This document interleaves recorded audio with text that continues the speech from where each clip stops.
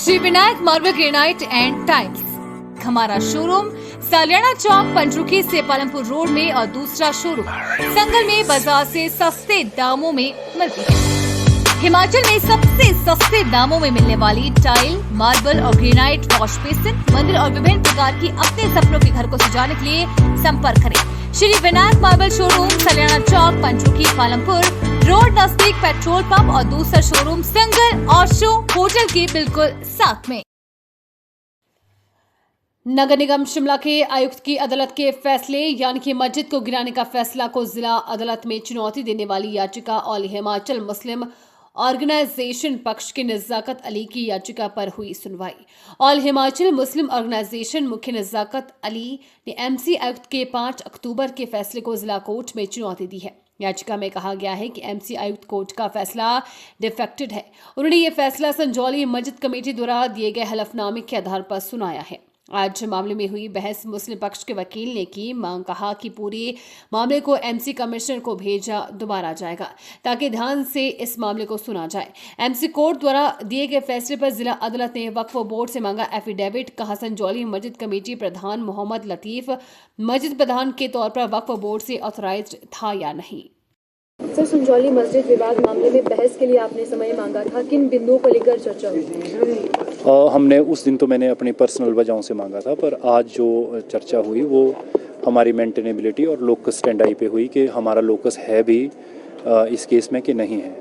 तो अभी तो और हमने आज इस चर्चा में, आज इस हियरिंग में हमने ये कहा कि सलीम और लतीफ़ जिनको सलीम को पहले वो प्रेसिडेंट मानते हैं और बाद में फिर लतीफ़ को प्रेसिडेंट मानते हैं, हम ये कह रहे हैं कि वो कभी भी प्रेसिडेंट नहीं थे और ना ही वो कोई ऑथराइज्ड पर्सन थे under section 18 of the Waqf act. अगर वो नहीं थे तो वो अपीयर भी नहीं हो सकते थे। और जो कमिश्नर्स कोर्ट है उन्होंने इस बात को, जब इस केस का वो डिसीजन ले रहे थे जो इंटरिम मेजर्स के तौर पे लिया है उन्होंने, उस वक्त भी उन्होंने इस बात को नहीं देखा कि वो किस कैपेसिटी में अपीयर हो रहे हैं कमिश्नर कोर्ट के सामने। तो आज हमने इस बिंदु पे मुख्यतः इस बात को उठाया कि वो ना ऑथराइज्ड थे, ना वो अपीयर हो सकते थे और ना ही कोई ऐसी कमेटी मस्जिद कमेटी संजौली मस्जिद में बनी है जो उनको अपना प्रेसिडेंट या अभी तक हमारा ये भी कहना है कि अभी तक नहीं है, और अगर है तो उसे बताया जाए। और उसके लिए कोर्ट ने भी वक्फ बोर्ड के लिए जो शिमला में है उन्हें डायरेक्शन दी है कि वो बताएं और अपने मतलब क्या कि एक्ट के हिसाब से कोई कमेटी बनी है या नहीं बनी है। सर, जो एमसी कोर्ट की ओर से जो ऑर्डर किए गए तो उसे रिव्यू करने के लिए भी कहा गया? हाँ, ये तो हमारी प्रेयर है, ये तो शुरू से ही है कि उसको रिव्यू किया जाए और उन लोगों को सुना जाए जो कि ऑथराइज्ड लोग हैं मस्जिद कमेटी के। अभी अगली सुनवाई कब होगी? अगली सुनवाई शुक्रवार को है, 22 तारीख को। ठीक, थैंक यू। केस लगा था जी आर्गूमेंट्स के लिए कोर्ट में, इसमें बहस हुई है। मैंने एमसी शिमला की तरफ से केस के लिए बहस की है। तो जिसमें जो बहस की थी हमने यही बोला था कि जो इनको ऑर्डर है that is a consented order given by the president और बाय द स्टेट ऑफिसर।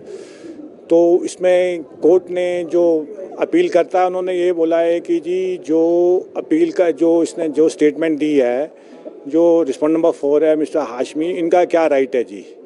तो इसमें कोर्ट ने ये आदेश किया हुआ है कि भी इसको क्या बोलते हैं, आपने वक्फ बोर्ड को ये ऑर्डर किया हुआ है कि भी you have to file affidavit before on 22/11/2024 को, कि आप एक एफिडेविट फाइल करो जिसमें ये बताओ कि आपने किस कैपेसिटी में भाई इनको वो परमिशन दी थी जी, whether is a president of that committee और नॉट जी।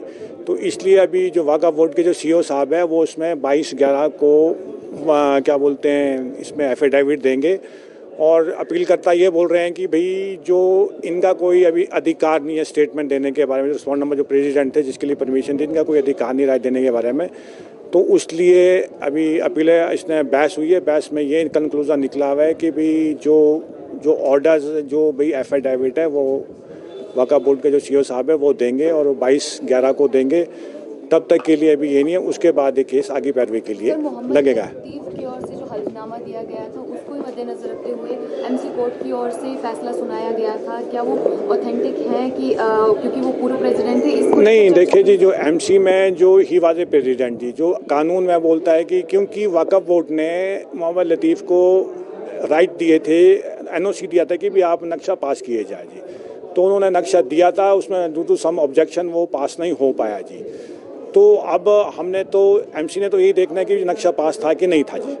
सर, जिस तरह से हाई कोर्ट ने भी ये कहा है कि 20 दिसंबर से पहले जो है इस पूरे मामले को निपटाया जाए, तो क्या लगता है आपको जिस तरह से सुनवाई चल रही है और जिस तरह से अब एफिडेविट मांगा गया जी जी, देखो कोर्ट ने आज ये आश्वस्त किया हुआ है कि आप किसी भी ऑथराइज पर्सन से, क्योंकि इन्होंने बोला कि सीओ साहब बाहर गए हैं, टूर पे गए हैं, कमिश्नर साहब टूर पे गए हैं, तो कोर्ट ने ये बोला है कि भी किसी भी ऑथराइज पर्सन का एफिडेविट 22/11 को दे और जितनी जल्दी दें और मैं, ताकि ये उससे जो हाई कोर्ट ने आदेश दिया उससे पहले मैं इस केस को हम डिसाइड कर दें जी।